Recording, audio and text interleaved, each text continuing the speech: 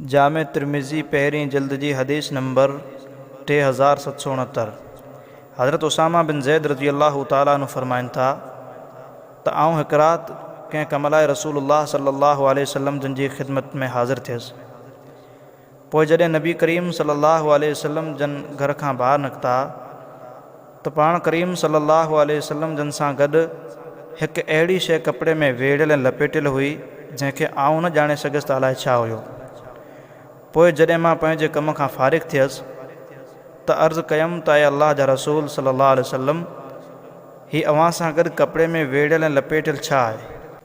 अव्हीं छा लपे रहिया आहियो? अव्हां सां चिमटियल वेड़ियल कपिड़े में छा आहे?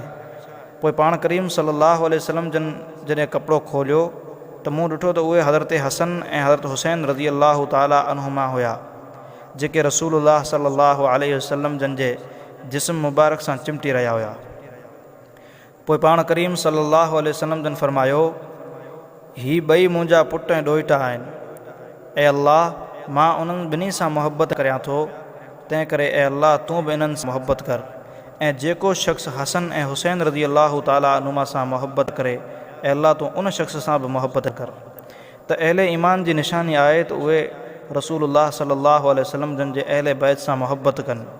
अहले बैत जी मुहबत अहले ईमान जे दिलि में लाज़िम आहे। जेको शख़्स अहले बैत सां नफ़रत कंदो या उन्हनि सां बुग़्ज़ रखंदो त उहो इंसानु मुसलमान ऐं ईमान वारो नथो थी सघे, उहो मुनाफ़िक़ काफ़िर थी सघे थो।